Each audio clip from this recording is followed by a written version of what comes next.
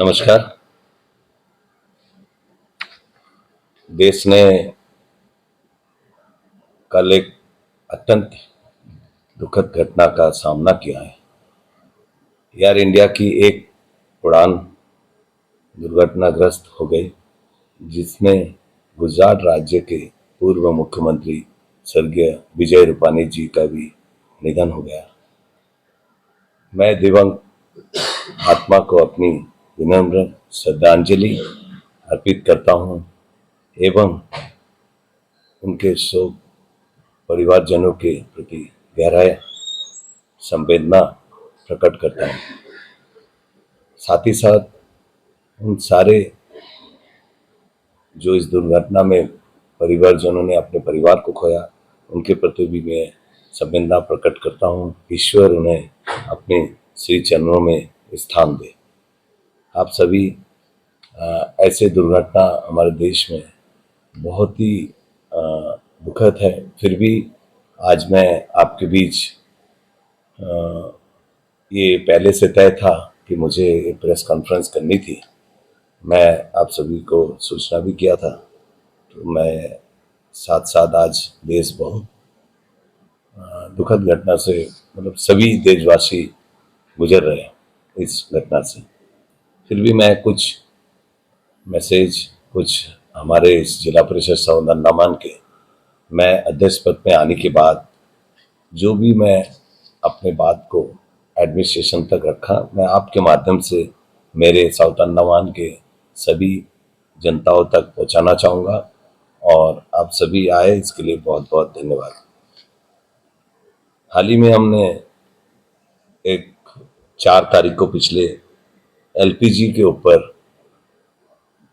एक बैठक के ली, जिसमें कि हमारे डायरेक्टर सिविल सप्लाई और सेक्रेटरी सिविल सप्लाई और पूरे पंचायत जो हमारे श्री विजयपुरम क्षेत्र के आसपास के सीपी घाट से लेकर कृष्णाबाद मीठाकारी से लेकर उन दूर दूर क्षेत्र तक का लोग वहाँ पहुँचे थे। उस बैठक में मैं भी शामिल था और उसमें निर्णय लिया गया कि जिस तरह से एलपीजी का डिस्ट्रीब्यूशन पूरा क्षेत्र में लापरवाही हो रही है, जो मैनेजमेंट में कमी है, जो डिस्ट्रीब्यूटर्स अपनी मनमानी कर रही है, आईओसीएल भी वहाँ रहे, उनको बराबर पिछले 6 महीने से किसी तरह का बॉटलिंग प्लांट से रिफिल बराबर मिलता रहा, किसी रोक टोक के बिना। तब भी जनता एक एक महीने 1.5 महीने तक काफ़ी लोग ऐसे सामने आए, वो ग्रुप में भी हर बार हमारे पीआरआईज इस बात को उठाते रहे। मैं इस विषय को देखते हुए सीरियस लेते हुए, क्योंकि आज एलपीजी हमारे लिए जीवन में एक बहुत बड़ा कारण बन गया, क्योंकि हमारे पास ऐसे कोई दूसरे साधन नहीं है जिसमें हम अपने परिवार को चूल्हा जलाकर कुछ बनाकर दे सकते हैं। आपको पता होगा केरोसिन जो स्टोव चलती थी वो बंद है आइलैंड में पूरे। फायरवुड की कमी ना बराबर हो गया। तो इस परिस्थिति में अगर एलपीजी ना मिले, ऐसे भी दिन गए, कई परिवार होटलों से आस पड़ोस के घर से बनाकर अपने परिवार चलाते रहे। गांव में इस तरह की परिस्थिति है। गांव का दूर दराज के क्षेत्र है जो रोड से लगी हुई नहीं है। जितने लिंक रोड में गाड़ी जाना था वो जाती नहीं थी टाइम से, शेड्यूल नहीं आना, दिन को नहीं जाना, रात को 10 बजे 8 बजे, कभी कभी तो इससे पहले रात को 12 बजे 1 बजे लोग रोड पे रहते थे। कुछ बीच में ये हालात को इस हालत से कुछ निजात मिला था, लेकिन पुनः ऐसे ही फिर से 2-3 महीने से वही दोबारा वही रवैये जैसे थे ऐसे हो गया। क्योंकि एक एक लोग 3 दिन 4 दिन तक इस भरोसे में रहते, आज यहाँ तक आया तो कल अपने गांव आएंगे। एक पंचायत को डिस्ट्रीब्यूशन करने के लिए उनको 4 दिन 5 दिन 6 दिन, अगर एक दिन देते हैं तो बीच में 5 दिन गायब हो जाती है। ये परिस्थिति है। यहाँ आईओसीएल के शायद पिछले 6 महीने से उन्होंने पूरी तरह डिस्ट्रीब्यूटर को अपना रिफिल बोतल दिए हैं, लेकिन उनका मैनेजमेंट में कई सारे खामियां हैं, गाड़ी नहीं, मैनेजमेंट ठीक से पब्लिश नहीं करना, लोगों तक नहीं बताना, ये सारे बात रही। तो इसमें पंचायत के सारे सदस्य, पीआरआईज, हम सभी बहुत परेशान होते थे, क्योंकि उनका समस्या हमारे तक ही सीमित हो जाती थी। लेकिन उनको नहीं पता है कि यहाँ कहाँ तक आकर उनको बात करना है, किससे बात करनी है। बहुत बार देखा गया कि हमारे डिपार्टमेंट पेरेंट, जो उनका लिंक डिपार्टमेंट है आईओसीएल के साथ साथ, ये डिपार्टमेंट भी कहीं ना कहीं इसमें चुप्पी साधी थी। एक सेल्स ऑफिसर थी आईओसीएल के, वो भी इसमें चुप्पी साझे रहती थी। पता नहीं इसके क्या कारण है। जो भी कारण रहा होगा, इस विषय में हमने 4 तारीख को, इससे पहले भी साल 1.5 साल के अंदर 2 बार हमने इस विषय पर सिविल सप्लाई डिपार्टमेंट के उनका कॉन्फ्रेंस हॉल में 2 बार मीटिंग हुई थी, उनके मिनट्स भी मेरे पास है। लेकिन उसको अनदेखा करते हुए फिर से डिस्ट्रीब्यूटर अपने मनमानी करता रहा। इसके लगाम कैसे आ सकती है, ये आगे देखना होगा। एडमिनिस्ट्रेशन इस 4 तारीख के मीटिंग के बाद काफी सीरियस है।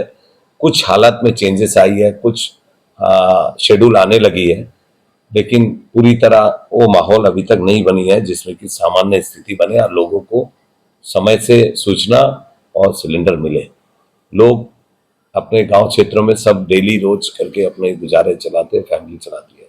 ये बहुत बड़ी गंभीर विषय है। मैं चाहूंगा आपके माध्यम से इस विषय को एडमिनिस्ट्रेशन इसमें सीरियस ले। ये मैं मेरे सौतन्यमान लोगों के लिए मैं प्रयास करता हूं, ताकि उनको भी ये पता चले कि सही मायने में ये काम एडमिनिस्ट्रेशन कहाँ हद तक करेगी, पता चले। हाल ही में हमारे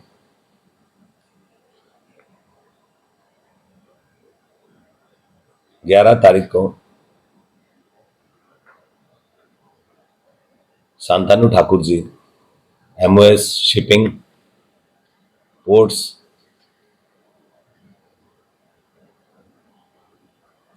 जलमार्ग विभाग, ऐसे सारे संबंधित हमारे मंत्री जी डिपो का दौरा में रहे। उनके साथ बहुत अच्छी बातचीत रही, बहुत अच्छे समय उन्होंने मुझे दिया। खास करके मेरे उनके सामने मैंने अपने विषय को रखा, जो कि हम सभी आइलैंड से जुड़े हुए भौगोलिक एक छवि हमारे पास है। जैसे कि मेरे क्षेत्र कैम्बेल बे, लिटिल अंडमान है, स्वराज द्वीप, शहीद द्वीप के साथ साथ हमारा क्षेत्र भी है। लेकिन मैं पूरे उनके सामने विषय को रखा, जो inter island cargo connectivity, cargo की जो आवाजाही, जो कार्गो की वेसल, सरकारी शिप होना कितनी जरूरी है, ये मैंने उनके सामने रखा। ये नहीं होने के कारण जो मनमानी, जिस तरह से जान हथेली पे लेकर हमारे लोग आज यहाँ से छोटे छोटे डोंगीज में सामान लेके जा रहा है, जो कंस्ट्रक्शन मटेरियल से लेकर होटल के लाइव स्टॉक, बहुत सारे विभिन्न जो भी आज एक लोगों के जीवन में जरूरत है, वो डेली नीड्स के सामान, सारी चीज। अब हालांकि आपने देखे होंगे, आए दिन आप सुनते होंगे दुर्घटना घटती रही है। शहीद द्वीप, स्वराज द्वीप की जो डोंगी में माल जाती है, कहीं ना कहीं डूब जाना, अबंडन हो जाना और जान मान का नुकसान भी होते हैं। साथ ही साथ हमारे वो गरीब जनता के जो घर बनाने के मटेरियल यहीं से सारे श्री विजयपुरम से जाती है, उसमें गरीब लोगों का बहुत नुकसान होता है, लेकिन उसका कुछ भी मुआवजा उनको नहीं मिलता है, क्योंकि इंश्योरेंस हो नहीं सकते, क्योंकि वो लाइसेंस बोर्ड नहीं होती है। फिर भी लेकिन चलना है, चल रही है किसी तरह, और नहीं है तो पूरे जीवन वहां ठप हो जाएगी। इसमें मैं चाहता हूं कि मैं मंत्री जी के सामने अनुरोध किया, सर इस विषय में आप इंटरफेयर करें, और इंटर आइलैंड जो कार्गो वेसल है, साथ ही साथ हमारे मेनलैंड से आए वाले जो मुख्य भूमि से आते हैं, चाहे आप साउथ में ले लो, चाहे आप कोलकाता रीजन ले लो या चेन्नई रीजन ले लो, इसमें भी कहीं ना कहीं हमारे शिप नहीं होने के कारण, सरकारी शिप नहीं होने के कारण, या फिर और ज्यादा कंपनीज या तो शिप आ जाती तो शायद कंपटीशन आती और जनता को इससे लाभ पहुंचेगी। आज मोनोपोली रेट कोई बोल भी नहीं रहा। हाल ही में एक दुर्घटना हुई, आपको पता होगा, कोई भी लोगों को इसका कंपनसेशन नहीं मिला, ना उतनी मटेरियल, करोड़ों के मटेरियल, लाखों के गुड्स जो डूब गए शिप, उसमें किसी को भी किसी तरह का नुकसान नहीं मिला। अगर वो बोलती है तो फिर अगला उनका कंसाइनमेंट यहाँ पहुंचेगी ही नहीं, क्योंकि उनके पास उन्हीं के मोनोपोली है, उन्हीं की शिप है। मैं किसी के ऊपर आरोप नहीं लगा रहा हूँ, मेरे इस बात को कोई अपने पर्सनल ना ले। मैं पूरे द्वीपों के जनता के हित के लिए, साथ ही साथ मेरे इंटर आइलैंड जो कैम्बेल वे से लेकर लिटिल अंडमान, स्वराज द्वीप, शहीद द्वीप, उन सभी आइलैंड निवासियों के लिए मैं इस बात को उनके सामने रखा हूँ। कोई इनको पर्सनली ना ले। मैं क्षमा चाहता हूँ अगर किसी के मन में पर्सनल हिट करता है। तो मैं एक मूलभूत सुविधा जो हम नहीं दे सकते, जो हमारे सारे, आज आप देखेंगे फ्रूट से लेकर वेजिटेबल से लेकर सारे चीज, आज जब तक मेनलैंड से, मुख्य भूमि से नहीं आती है, हमारे यहाँ आपूर्ति पूरी नहीं होती, पूरे नहीं कर सकते हम।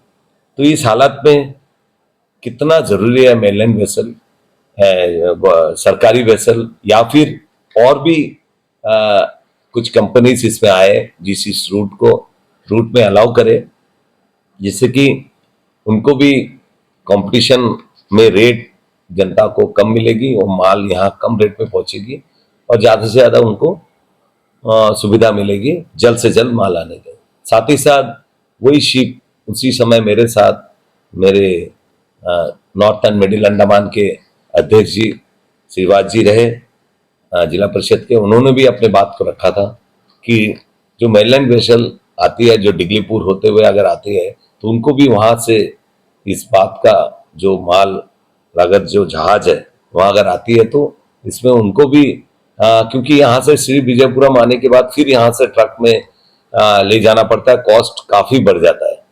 तो इसीलिए उन्होंने इसका भी संज्ञान लिया और पीएमबी नहीं, हार्बरवर्क्स से डिप्टी चीफ इंजीनियर भी वहाँ थे, उनसे भी बातचीत हुई, वहाँ के जेट्टी के नए निर्माण हो ताकि बड़े शिप जा सके डिगलीपुर में।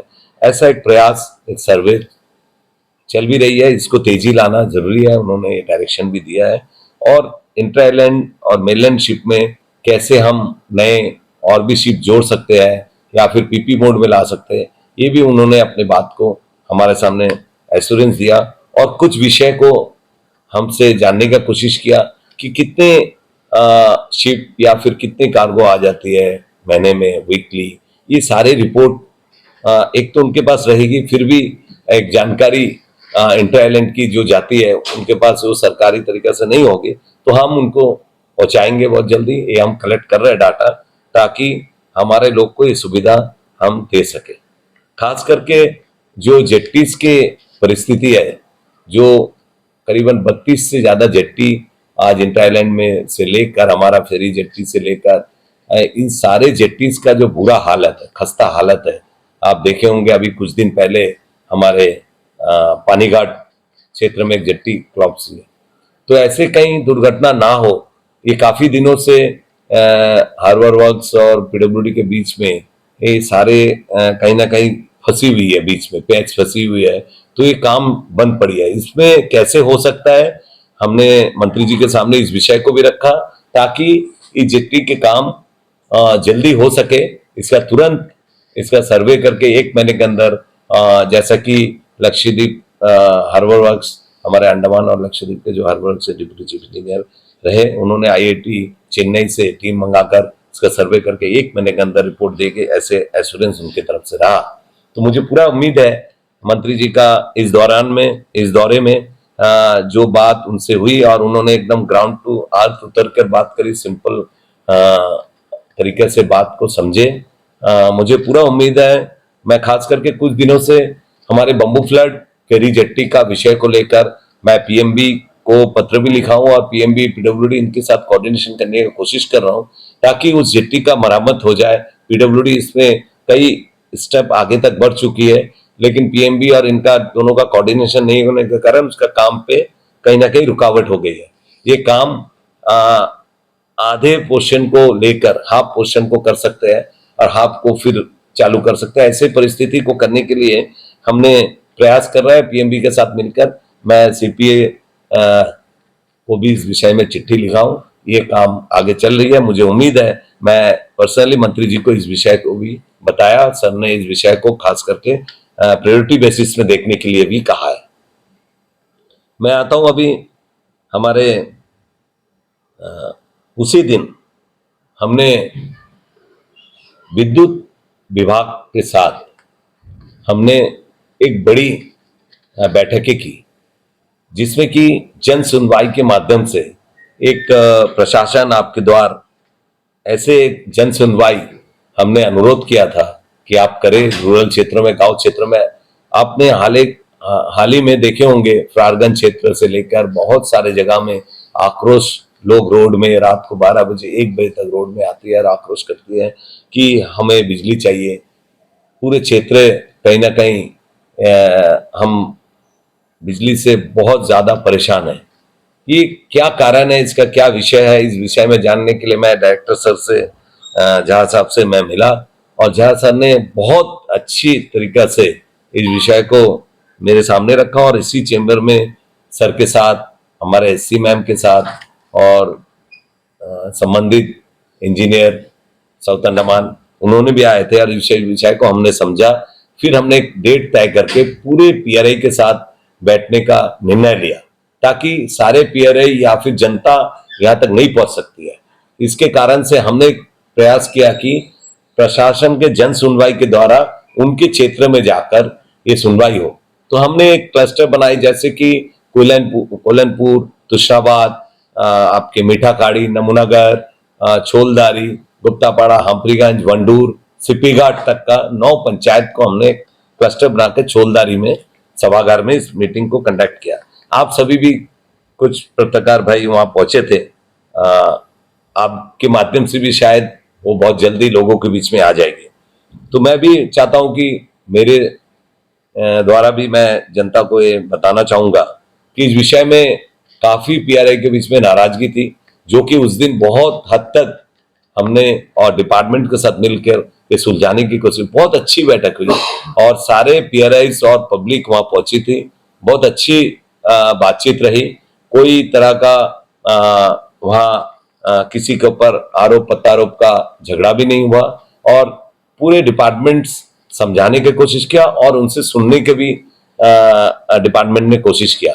और हम सभी ने ये देखा कि डिपार्टमेंट ने अपना विश्वास दिखाया और डायरेक्टर सबका मैं तारीफ करता हूं कि सर ने इतने बाखूबी से, इतना ग्राउंड टू अर्थ उतरकर लोगों का बात को सुना, इतने समय दिया, करीबन 3 घंटा ये हमारे जन सुनवाई चली और उस क्षेत्र का हर विषय को उन्होंने अपने पर्सनली खुद नोट किए है और उसका रिप्लाई भी दिया और बोले कि हमने इसके ऊपर फिर रिव्यू करेंगे।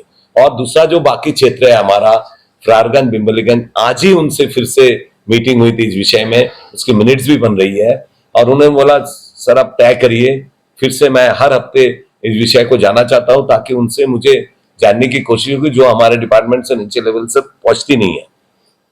तो डायरेक्टली पीआरआई से वार्ड मेंबर तक का वहां आकर अपना बात रखे, ये बहुत बड़ी बात है कि सभी पीआरआई ने धन्यवाद भी दिया कि हमारे लिए पहली बार ऐसे विद्युत एक ऐसी चीज है हमारे जीवन का, एक तरह से हार्ट बीट है।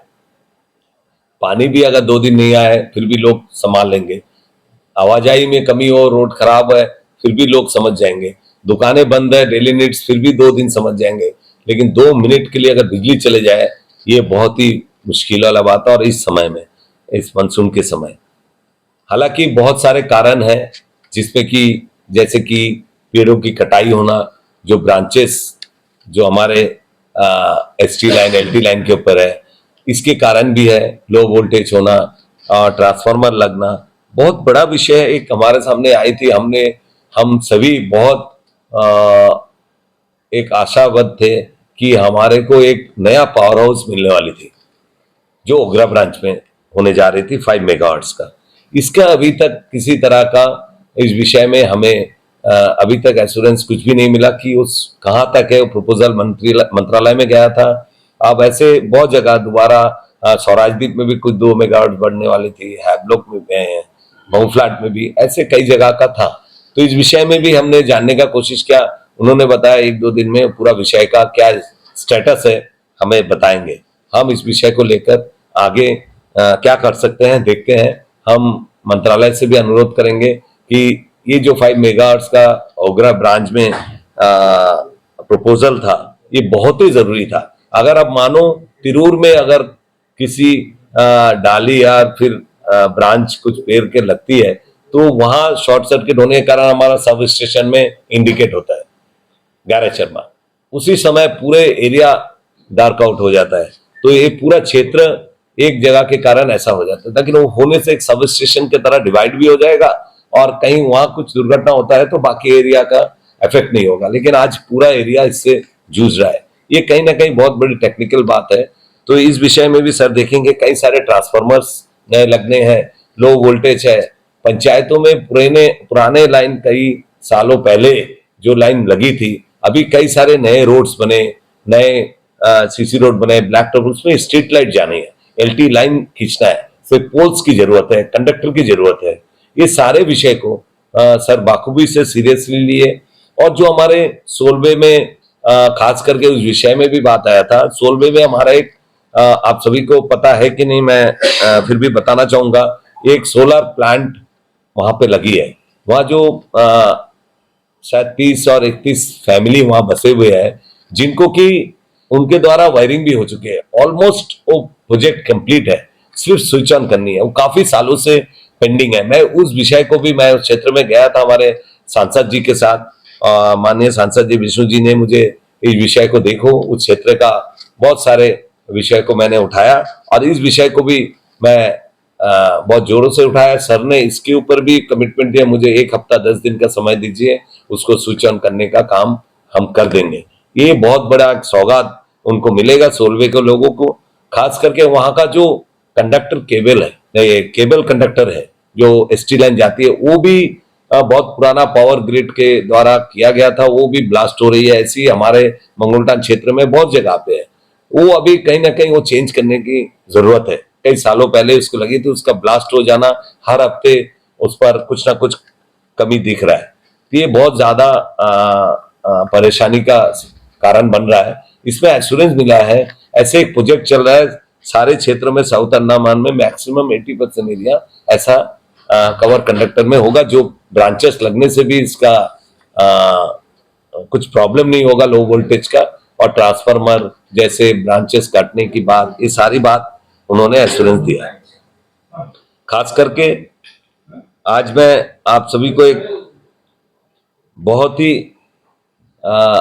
महत्वपूर्ण विषय इसके कारण भी बुलाया। आज हमारा अगर भविष्य, आने वाले पीढ़ी है, हमारे छोटे छोटे बच्चे, जनरेशन, जो हमारे इस आइलैंड का भविष्य है, देश का भविष्य बन सकता है। मैं एक रूरल क्षेत्र से होने के साथ साथ मेरा इच्छा था, मैं जब 2005 में जिला परिषद बनकर आया तब मुझे ये ध्यान में आया मेरे क्षेत्र में भी एक जिला परिषद के विवेकानंदा केंद्र बने। हमारे सांसद विष्णुपद राय जी भी इस मुहिम को एक समय में छेड़ा था और उसके कारण हमें पूरे द्वीपों में, डिगलीपुर से लेकर पूरे साउथ अंडमान तक, इस विवेकानंदा जिला परिषद के, विवेकानंदा केंद्र जिला परिषद के माध्यम से हम चला पा रहे हैं। अब डिगलीपुर से लेकर पूरा साउथ अंडमान तक आप देख पा रहे होंगे। आगे भी इस विषय में 6 जगह पर जिला परिषद की तरफ से और बीकेवी जो हमारे कन्याकुमारी, उनके मान्यता से 6 जगह पर बीकेवी का होना और नए ब्रांचेस खोलने के प्रयास फर्स्ट फेज में हम लोग करने जा रहे हैं। सेकंड फेज और भी जगह पे डिमांड आ रही है, वो भी होगा। तो खास करके डिगलीपुर में 2, साउथ अंडमान में 2, आप नॉर्थ मिडिल में 2, साउथ अंडमान में 2 और निकोबार डिस्ट्रिक्ट में भी 2 खोलने का ये प्रयास हमारे सांसद जी भी बहुत इस पर रुचि दिखा रहे थे कि रूरल एजुकेशन में अच्छी क्वालिटी एजुकेशन मिले, इसका प्रयास किया जा रहा है। और इस विषय में मैं आपको बता दूं, मुझे बताने में बहुत खुशी हो रही है। कल ही मुझे ये मंगलूटान के लिए जिला परिषद विवेकानंदा बने 1 हेक्टेयर लैंड हमें अलॉट किया गया, सेट अपार्ट किया गया। और ये मेरा एक लाइफ टाइम अचीवमेंट बोल सकते हैं, मेरा ड्रीम प्रोजेक्ट बोल सकते हैं। मैं एज ए सोशल वर्कर 34 सालों से मैं लगा हूं। मैं खास करके दोबारा जब मैं चुनकर आया हूं, और जब मैं 2005 में चुना था, 10 तक रहा, तब से अभी तक प्रयास करते हुए मुझे कल इसकी संतुष्टि मिली। और मैं चाहूंगा ये आपके माध्यम से ये मेरा जो खुशी है, जो वहाँ के रूरल क्षेत्र के बच्चों को सिपी घाट से लेकर पूरा बिबलीटान से लेकर रटलैंड जैसे आइलैंड में बच्चे रहते हैं, वहां से लेकर यहाँ बर्मा नाला, चिड़िया डब्बू, वैसे तो कलिकट में भी हमारे लैंड अलॉट हुए हैं, उसमें भी हम प्रयास कर रहे हैं। और यहाँ आप चले जाएंगे वंडूर, धन्नीखाड़ी क्षेत्र, पूरा का पूरा क्षेत्र, मैं तो समझता हूँ भातू बस्ती गैरा चरमा से भी बच्चे 10 से 12 मिनट तक उस क्षेत्र में, जहां ये लोकेट हुई है मंगलूटान, जो आप जानते हुए रबर प्लांटेशन वहां हुआ करते थे एक समय में, मंगलूटान क्षेत्र में ये बनने जा रही है, जो कि हम बहुत जल्दी इसमें कुछ ना कुछ नतीजा पे आ जाएंगे। और मुझे पूरा विश्वास है कि हम 1-2 महीने में इसका काम भी शुरू कर देंगे। हमारे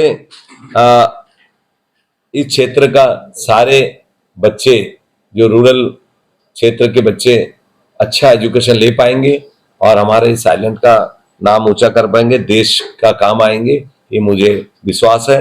और मैं पूरा कोशिश करूंगा उस क्षेत्र में हमारा रेड लैंड जैसे जगह से भी बच्चे आकर वहाँ हॉस्टल की अगर कुछ फैसिलिटी होती है, हमारी अभी गवर्निंग बॉडी मीटिंग होनी है, तो मैं उस मीटिंग में इस बात को रखूंगा, ताकि हमारे दूर दराज से जो रेड लैंड हमारे आइलैंड है, वहां से भी बच्चे आकर वहाँ हमारे पूरे आपको पता होगा रांची कम्युनिटी के लोग वहाँ रहते हैं, लेकिन वो पिछड़े हुए हालत में है वहाँ पर। तो मेरा मानना है कि उनको भी ये फैसिलिटी दे, जैसे लंबा लाइन में भी हॉस्टल फैसिलिटी है, तो वहाँ पे भी हॉस्टल फैसिलिटी देकर आर्ट्स, साइंस, कॉमर्स स्ट्रीम, तीनों स्ट्रीम वहाँ पे खुला जाए। और 1 हेक्टेयर लैंड है, काफी बड़ा लैंड हमें मिला है, और आगे इसके ऊपर कार्रवाई होगी। हम इसके ऊपर डिमार्केशन भी लिख दिया है, बहुत जल्दी डिमार्केशन होगा। और गवर्निंग बॉडी आज 5-6 दिन, 1 हफ्ते बाद, इसकी 1 हफ्ते की नोटिस होनी पड़ती है, बहुत जल्दी करके हम लोग आगे बढ़ेंगे इस काम पर। खास करके हमारे कुछ सेक्टर, इस विषय में हमने रूरल एजुकेशन के ऊपर बहुत बड़ा फोकस विष्णु जी के हमारे सांसद जी शुरू से लगे रहे कि मेरे जो है उनकी जो फंड है सिर्फ स्कूल के लिए, उनके पास रोज हमारे पीआरआई सारे क्षेत्र से ज्यादा नहीं, मैं स्कूल के लिए पहले प्रायोरिटी दी कि भी स्कूल खुले, ये प्रयास उनका इच्छा रहा कि विमलीगंज में भी एक स्कूल खोलने का, वहां का भी लैंड अलॉटमेंट के प्रोसेस चल रहा है। अगर वो हो जाती है, हम लोग वहां पे भी एक स्कूल स्थापना करने का। वैसे तो हमारे पास 3 स्कूल है, बाउंफ्लाड, फ्रारगंज में भी हमने बहुत अच्छा, आप कुछ दिन पहले देखे भी होंगे, वहाँ नए स्कूल बनी है और मिडिल स्टैंडर्ड तक चल रही है, और 6 क्लासरूम वहाँ बने। ये बहुत दिनों से प्रयास चल रही है ताकि सेकेंडरी के लिए हम आगे बढ़ सके। वहाँ बहुत जरूरी है वो 6 स्कूल, 6 क्लासरूम वहाँ खोला जाए। पोर्ट में भी आप देखते हैं 40 की स्ट्रेंथ रहते हुए 100 से ज्यादा एप्लीकेशन वहाँ क्लास 1 और नर्सरी के लिए आती है, लेकिन हमारे पास बिल्डिंग इंफ्रास्ट्रक्चर की कमी, फंड की कमी के कारण हम उसमें क्लासरूम बढ़ा नहीं पा रहे। लेकिन हालांकि कुछ दिन पहले ही हमने एक 4 क्लासरूम और एक सभागार बनाने का काम भी चालू कर दिया है। ये मुझे पूरा उम्मीद है इस बार हम वहां से डिमांड भी आ रहा है कि साइंस के साथ साथ आर्ट्स स्ट्रीम भी वहां खोला जाए, ये भी प्रयास चल रहा है। 1-2 दिन में हमारे सीओ सर काफी इस पर रुचि दिखा रहा है, एजुकेशन सेक्टर के ऊपर सर का दौरा हम सभी गवर्निंग बॉडी के हमारे मेंबर सेक्रेटरी मैडम यहाँ थी नहीं, तो मैडम भी आ गई अंडमान, तो उनके साथ ये दौरा होगा और निर्णय होगा वैकेशन के बाद अगर ये खुल सकती है, इसका हमें पूरे विश्वास है। शायद मैडम इस पर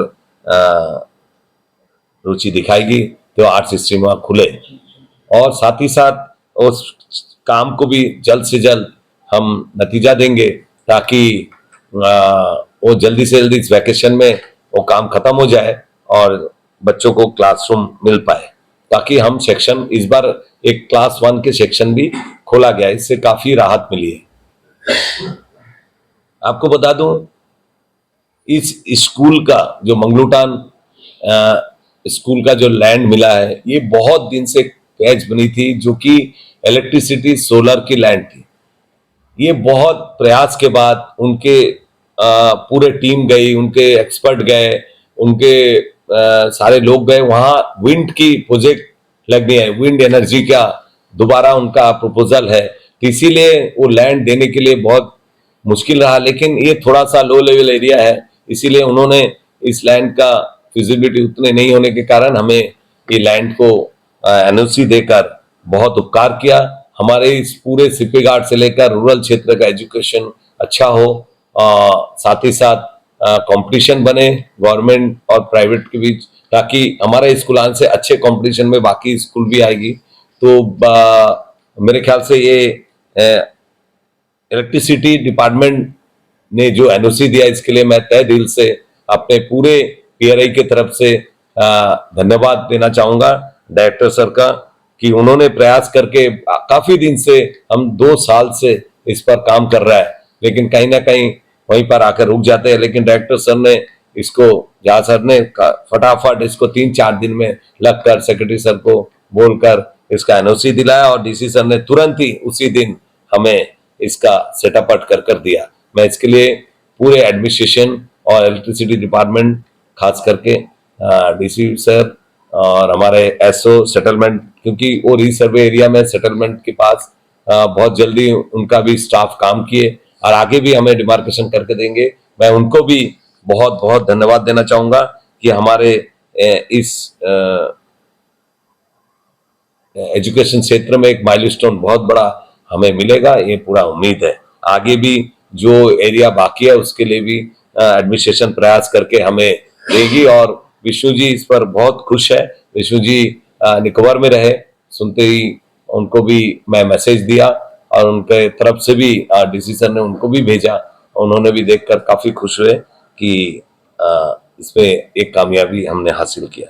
खास करके मैं कुछ विषय पे आपका ध्यान आकर्षित करना चाहूंगा। रूरल हेल्थ के ऊपर हमने एक नया सेक्टर करने का प्रयास कर रहा है, ताकि रूरल हेल्थ मिशन आपको पता है, तो इसके तरफ नेशनल रूरल हेल्थ मिशन में हम काम कर पाए, इसका भी प्रयास हमने अपना इच्छा दिखाया है एलजी महोदय के पास, मुख्य सचिव के जी के पास। खास करके रूरल टूरिज्म, इसके ऊपर देश में सारे क्षेत्रों में मोदी जी ने इस बार इस तरह के काम को बहुत आगे से, क्योंकि टूरिज्म हमारा द्वीपों का एक मेन मुख्य आकर्षण का केंद्र है, और मुख्य सबसे इम्पोर्टेंट विषय यूथ अनएम्प्लॉयड को अगर हम दूर कर सकते हैं, आज के जनरेशन उस टूरिज्म सेक्टर को चुनकर ले रहा है। वैसे तो फिशिंग भी हमारे बहुत बड़ा एक इंडस्ट्री बन सकती है, लेकिन हार्ड वर्किंग और बहुत ज्यादा बच्चे उस पर रुचि नहीं दिखा रहे हैं। जो हमारे यंग जनरेशन टूरिज्म के ऊपर काफी रुचि दिखा रहे हैं, इसीलिए मैं रूरल टूरिज्म के ऊपर चाहता हूं कि हमें ये सेक्टर दिया जाए, एक नया ग्रांटीनेट फंड इसके ऊपर दिया जाए, ताकि हम रूरल सेक्टर में काम कर पाए। वैसे तो हमारे पास रूरल सेक्टर में, टूरिज्म सेक्टर में, रूरल टूरिज्म में रूबन मिशन के तहत मीठा खाड़ी में हमने एक बोट हाउस का निर्माण वैसे करने हो गई है, बस थोड़े दिन में हम उसका उद्घाटन करेंगे। खास करके हमारे पास शोर पॉइंट में 4 हट भी बनी हुई है रूबन मिशन में, उसका भी उद्घाटन अभी हाल ही में 1 महीने के अंदर हम कर देंगे। तो ऐसे 2 प्रोजेक्ट हमारे पास ऑलरेडी चल रही है, और आगे भी हम स्वराज द्वीप, शहीद द्वीप, खास करके वंडूर, ऐसे क्षेत्र में हमारे नॉर्थ वे में हमने लैंड की अनुमति मांगी है कि हमें लैंड दिया जाए, ताकि हम उसको उस क्षेत्र में पीपी मोड में हो या फिर हमारे फंड से हो, हमें अगर ये सेक्टर मिलती है या लैंड मिलती है तो शायद हमारे जिला परिषद के लिए बहुत बड़ी एक कामयाबी होगी। क्योंकि हमें अगर मैचिंग ग्रांट आती है तो हमें उसका दुगना 3 गुना फंड मिलता है। तो इसके लिए हमें हमारे इनकम जनरेशन का जिला परिषद का अपना एक बहुत बड़ा सेक्टर बन सकता है। तो इसीलिए हम सभी प्रयास कर रहा है, शहीद द्वीप, स्वराज द्वीप और लिटिल अंडमान जैसे जगह पर भी हमें टूरिज्म सेक्टर में काम करने के लिए लैंड दिया जाए। और खास करके अभी आप देखे होंगे जो रोड एडमिनिस्ट्रेशन ने बनाई है नॉर्थ बे के लिए, बहुत ही सराहनीय है और बहुत ही मतलब साकार होगा टूरिज्म के लिए। टूरिस्ट को बहुत अट्रैक्ट करके उसमें और भी काम बाकी है। मैं पीडब्ल्यूडी ने इस काम को बहुत बखूबी से निभाई, इसके लिए भी उनको भी धन्यवाद देता हूँ। बहुत जल्द इस काम को नतीजा दिया और कंप्लीट किया, और भी इसको काफी सुंदरता देना है उसको, और भी ब्यूटिफिकेशन और भी रूप देना है उनको, और ये बहुत जल्दी होगा, ये मुझे पूरा विश्वास है। खास करके रूरल स्पोर्ट्स में मेरा रुचि भी इसीलिए खास करके है, मैं भी स्पोर्ट्स बैकग्राउंड से रहा साइकिलिंग में, और रूरल स्पोर्ट्स में खेलो इंडिया में हर देश भर में, सारे देश में, हर स्टेट लेवल में काफी फंड इसमें आवंटन किया जाता है। लेकिन हमारे यहाँ एक खेलो इंडिया के तहत रूरल स्पोर्ट्स को बढ़ावा नहीं मिल रहा है। हालांकि हमारे आइलैंड से आज वर्ल्ड लेवल में चैंपियन बन के मेडल लेके आ रहे हैं साइकिलिंग में, अब कयाकिंग में हमने लिया है, ऐसे बहुत सारे एथलेटिक इवेंट में भी हम प्रयास कर रहे हैं, हमारे बच्चे पार्टिसिपेट कर रहे हैं, नेशनल लेवल में हर दिन जा रहे हैं। तो रूरल स्पोर्ट्स को भी तेजी आए और एक क्लस्टर बनकर 2-3 पंचायत का ऐसा एक इंडोर आउटडोर स्टेडियम ग्राउंड बन पाए, और इसका भी प्रयास एलजी सर ने भी इस विषय में काफी रुचि दिखाई।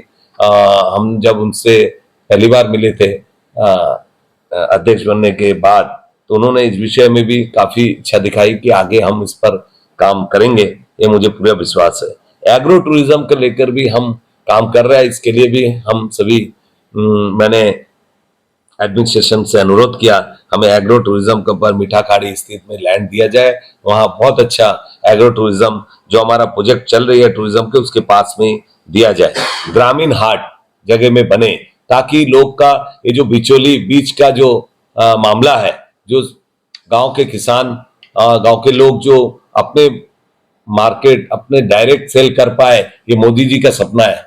जो किसान का जो मिड इन मैन जो उनका पैसा ले जाता है, ऐसा ना हो, ऐसा एक व्यवस्था हर क्षेत्र में हो, और हाट बने, ग्रामीण हाट बने, ताकि संडे जाके सारे लोग ले सके, फिर या फिर वहां से डायरेक्ट किसान, क्योंकि किसान को बाजार तक आना, उनको देना रखना, ये बहुत एक गंभीर परिस्थितियां नहीं हो पा रहा है। तो इसीलिए मेरा प्रयास है ऐसे ग्रामीण हाट जगह जगह पर बने। हम इसके लिए भी जमीन के लिए अनुरोध किया है, और एग्रीकल्चर के साथ मिलकर इसको एक अच्छा रूप देंगे, ये मुझे पूरा विश्वास है। हमें एडमिनिस्ट्रेशन इसके ऊपर काम करने के लिए सपोर्ट करेगी, ताकि हम इसकर लोगों का जो मछुआरे भाई है, बोलिए हमारे जो सब्जी मंडी में लोग आते हैं, खास करके इस बार हमने डीपीसी में भी इस बात को रखा कि हमें फर्टिलाइजर का जो कमी, और जो हमारे जो पेस्टिसाइड की कमी, जो अच्छे बीज की कमी हम देख पा रहे हैं एग्रीकल्चर की तरफ से, तो हमें रेगुलेशन पावर में ये सेक्टर, ये डिपार्टमेंट हमारे पास है, तो क्यों ना हमें इस बारे में फर्टिलाइजर लाने का अनुमति दे, और हम आकर किसान को वो फर्टिलाइजर दे पाए, जो यूरिया हो, नीम कोटेड हो, जैसे भी हो, सरकारी रूप से बाकी स्टेटों में जो मिल रहा है। आज सारे किसान आंदोलन करने के लिए रोड पे, यहाँ पे, वहां पे अपना जमोटा बना रहा है, एक इकट्ठा हो रहा है, रोज कुछ ना कुछ हमारे पास मैसेज आ रहा है, हम सभी क्या करें, हम सभी भूखे मर जाएंगे, हमारे लिए कुछ व्यवस्था करो, क्योंकि फर्टिलाइजर का कमी पूरे आइलैंड में देखा जा रहा है। आए दिन किसान हमारे सामने इस बात को रख रहा है। मैं आपके माध्यम से एडमिनिस्ट्रेशन से इसके ऊपर तेजी कार्रवाई करे, जल्द से जल्द कार्रवाई करे। और सेक्रेटरी मैम भी बहुत अच्छी है, हमारे एग्रीकल्चर मैम, सरकार मैम जाती भी है, किसानों से मिलती है, बहुत अच्छे से सुनती है, उनका प्रयास है, मुझे पूरा विश्वास है हमें इसमें इस सेक्टर में काम करने का मौका मिलेगा, और हम इसमें किसानों को अपना उनका जो डिमांड है पूरा कर पाएंगे। हम सभी एजुकेशन सेक्टर में भी काफी डिमांड हमने नया काम करे और भी सेकंड फेज में, थर्ड फेज में पूरे कैंबेल बे निकोबार तक ऐसा वीकेबी बने, ये भी हम प्रयास कर रहे हैं। खास करके हमारे जिला परिषद के जो टेक्निकल स्टाफ है, इनका प्रमोशन 20-22 सालों से रुकी हुई है। इस बारे में भी मैंने आने के साथ साथ मुझे जब इसका दायित्व मिला, मैं साथ ही साथ मैं मुख्य सचिव जी को मेरे पत्र में मैं 18 से 19 डिमांड इस जिला परिषद जुड़ी हुई और हमारे पीआरआई से जुड़ी हुई विषय को उनके सामने रखा। सर ने इस विषय में पूरे रिपोर्ट कलेक्ट कर रहा है और करते ही हमारी coordination meeting RD PRI, secretary PRI और बाकी सारे संबंधित डिपार्टमेंट के साथ बैठकें करेगी, ये उन्होंने एश्योरेंस दिया है। मुझे उम्मीद है हमारे जो टेक्निकल स्टाफ का प्रमोशन, वैकेंट टेक्निकल पोस्ट दोबारा फिल करना जो खाली है, कॉन्ट्रैक्ट चाहिए जो 18-15 सालों से हमारे पास काम कर रही है सिर्फ 15 से 20 हजार रुपया में, ना उनका टीए और वहीं हम लोग दूसरे जगह लाखों रुपया में लोगों से काम ले रहा है, तो उनका भी रेगुलाइज के मामले हमारे सामने आई है। मैं उसमें भी प्रयास कर रहा हूँ। फाइनेंशियल लिमिट हमारा इंक्रीज होना चाहिए, क्योंकि जब हमारी संस्था बनी थी 95 से, ये जो पीआरआई की संस्था बनी तब से लेकर फंड की वो जो अमाउंट है, वो जो विषय कई बार हर प्लेटफॉर्म में उठी है, फिर भी मैं इस बात को आपके सामने रखता हूं क्योंकि हमारे डिमांड्स बढ़ी है, हमारे एसेट बनी है, बहुत सारे एसेट बन गई है, रोड्स बने, एक एक रोड 15-15, 20-20 सालों से हम उनका मेंटेनेंस रख रखाव नहीं कर पा रहे हैं। हमारे बहुत सारे करोड़ ऑफ रुपीस की बिल्डिंग बनी हुई है जिनका खस्ता हालत है, उनको रिपेयर करना जरूरी है और गांव वालों को हम सौंप सके। वो बिल्डिंग खड़ी है और बहुत दुख लगती है जब हम जाते हैं और लोग जब हमारे सामने डिमांड रखती है, मतलब एक तरह से इतने मतलब करोड़ ऑफ रुपीस की बिल्डिंग, रोड्स खराब होते जा रहा है जिसको हम कुछ भी नहीं कर पा रहे हैं। इसीलिए हमें फाइनेंशियल लिमिट बढ़ाया जाए ताकि हम उसको जल्द से जल्द रिपेयर कर पाए, मेंटेनेंस कर पाए और नए डिमांड्स, क्योंकि आज लोग बढ़ गए, जनसंख्या बढ़ गई, तब 95 से लेकर अब तक 25 सालों में काफी क्षेत्र हमारा क्षेत्रफल भी बढ़ गया है। इसीलिए मुझे ये विश्वास है कि एडमिनिस्ट्रेशन इसके ऊपर भी ध्यान देगी।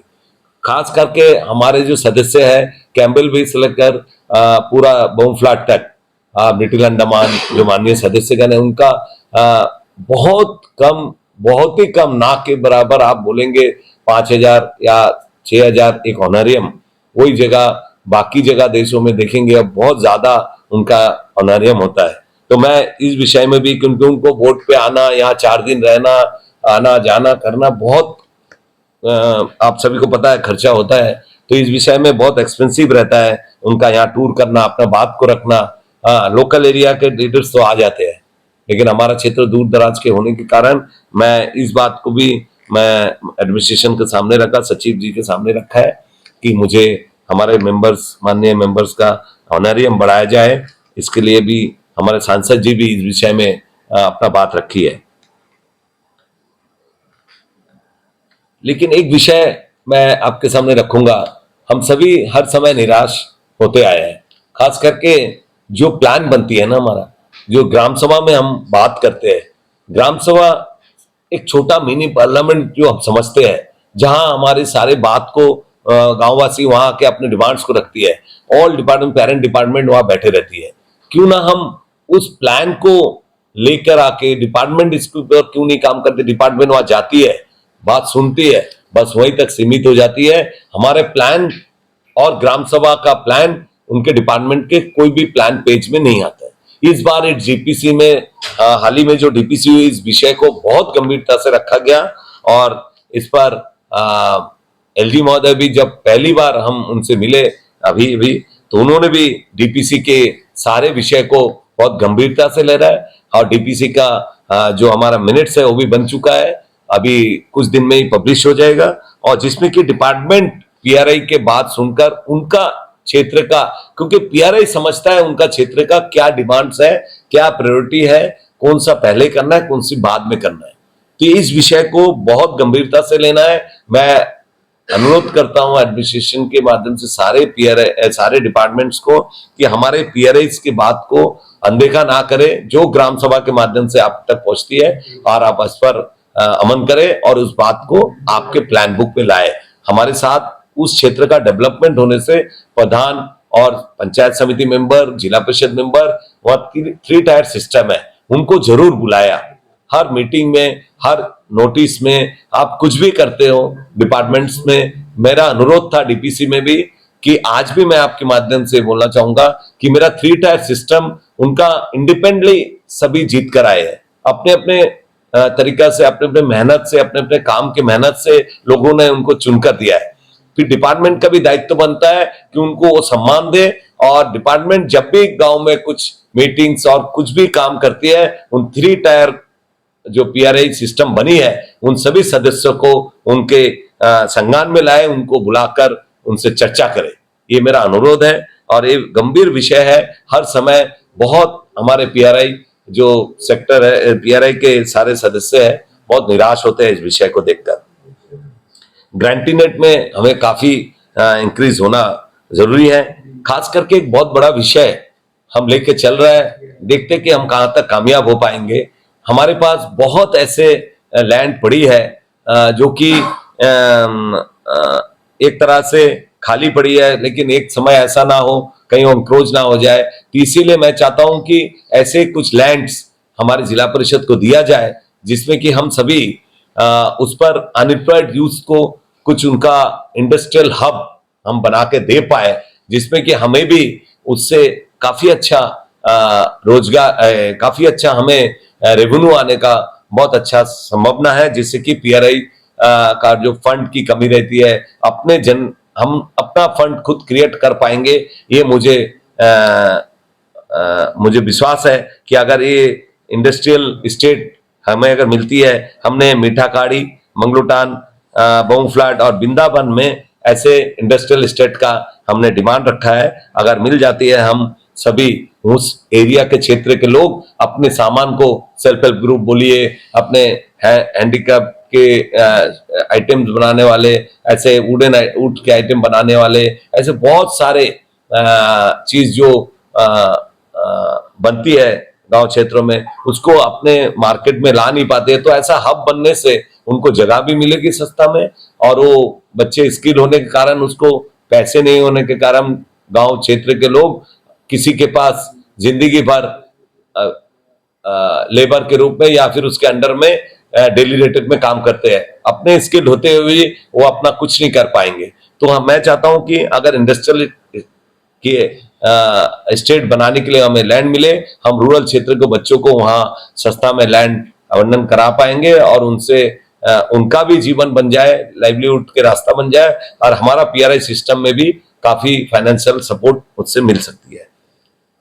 स्पेशल ग्रांट हमने डिमांड किया है, जिसके कि हम काफी सारे प्रोजेक्ट्स अभी हमने बनाई है इस विषय में, जैसे कि बहुत सारे क्षेत्रों में आज 50 सालों से ना वेरियल ग्राउंड, गेबियार्ड, ग्राउंड की डेवलपमेंट, मिनी स्टेडियम, ऐसा इंडोर स्टेडियम, ऐसे बहुत सारे चीज हम सभी प्रयास कर रहा है कि टूरिज्म सेक्टर में भी तो हमें कुछ स्पेशल ग्रांट दिया जाए मेजर प्रोजेक्ट के लिए। तो इसका भी हम प्रयास कर रहे हैं, देखते हैं कहां तक हम सफलता हमें मिलती है। हम प्रयास करते रहेंगे। मेरा पूरा सदस्य, मैं 1 महीने से करीबन मेरा पूरा माननीय सदस्यगण मेरे पूरे साथ दे रहा है, और मैं उनका भी धन्यवाद देता हूं। और उन सभी का प्रयास से मैं आपके सामने ये सारे विषय को रखा। उनका भी इसमें बहुत सारे विषय उनका भी मेरे पास तक आया, मैं उनका भी विषय आप तक पहुंचाने का कोशिश किया, और सारे सदस्यगण का उम्मीद है कि इस बार मोदी जी के नेतृत्व में पूरे देश भर में इस द्वीपों में भी मेरा पूरा विश्वास है। हालांकि आप सभी को पता होगा, हमारे माननीय सांसद विष्णुपद राय जी कुछ दिन पहले ही मंत्रालय गए हुए थे, होम मिनिस्टर मंत्रालय में जाकर मिलकर आई, और उन्होंने 15-16 दिन के अंदर हमारे पीआरए के साथ भी मिलेंगे, उनको भी लेके आए, ऐसा उन्होंने बताया हमें। मेरा पूरा विश्वास है इस बार, क्योंकि हम केंद्र शासित होने के कारण हम होम मिनिस्ट्री के अंडर में आते हैं, तो उनका ये बुलाना अगर हम जा पाते हैं, मुझे पूरा उम्मीद है, विश्वास है हमारे सांसद जी हम सभी पीआरआई को वहां ले जाएंगे और हमारे बात को उन तक पहुंचाएंगे। हमारे जो डिमांड्स है डेवोल्यूशन ऑफ पावर में जो हमें मिलनी चाहिए थी, हमारे जो रूल्स में, हमारे जो संविधान, हमारे जो बायलॉज बनी थी, उसके कारण हमें जो डेवोल्यूशन पावर में डिपार्टमेंट्स आनी थी, ये सारे चीज कहीं ना कहीं हम वंचित होते जा रहे हैं धीरे धीरे। ये हमें मिलना चाहिए पुनः, और इसके लिए हम अगर जाते हैं, हमें मौका मिलता है इस बात को मोदी जी तक, प्रधानमंत्री जी तक पहुंचाने का, और अमित शाह जी के पास, हमारे होम मिनिस्टर माननीय अमित शाह जी के पास हम इस बात को रखते हैं, तो मुझे पूरा उम्मीद है हमारे इस काम को नतीजा मिलेगा। हम जितना विषय को आपके सामने रखा, आने वाले समय में भी हम जब जब इस विषय में कुछ डेवलपमेंट हासिल करेंगे, कुछ कामयाबी हासिल करके आप सभी को मैं इस विषय में बुलाना चाहूंगा। मुझे पूरा उम्मीद है आप सभी हमारे जिला परिषद के विषय को आप जनता तक पहुंचाएंगे, और जनता की उम्मीद हमारे इस जिला परिषद सौतन के साथ पूरे पीआरआई, हमारे प्रधान समिति सौतन के पूरे विश्वास के साथ हमारे साथ खड़ी है, और रोज हमारे पास इस विषय को लेकर हर पीआरआई बात करते रहते हैं कि आप इसके ऊपर कुछ काम करें। मैं पूरे विश्वास उनको दिलाया कि एडमिनिस्ट्रेशन के साथ बातचीत चल रही है, एलजी महोदय बात कर रहे हैं, हमारे विष्णु दिल्ली में भी बात कर ली है, सरकार में भी बात हो रही है, और हमारे जाने का भी बहुत जल्द हम जा पाए अगले महीने तक, इस महीने एंड तक, ये मुझे विश्वास है।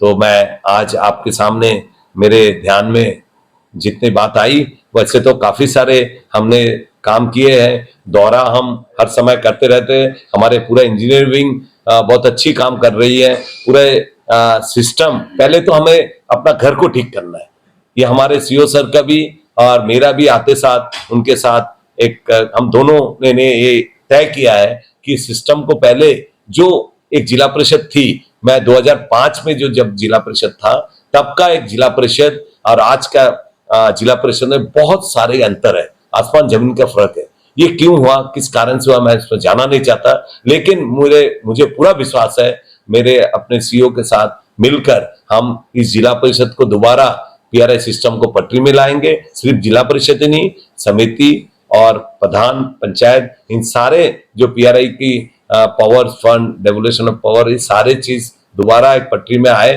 दोबारा ट्रैक में आए, दोबारा पीआरआई का अपना हक मिले, ये मेरा प्रयास है। और आगे आप सभी से मुझे उम्मीद है आगे आप भी हमारे साथ खड़े रहेंगे और विषय हमारे हर दिन का एक एक विषय जनता तक पहुंचाएंगे। इसी के साथ मैं आपसे आज के इस विषय में विराम देता हूं। धन्यवाद। जय हिंद।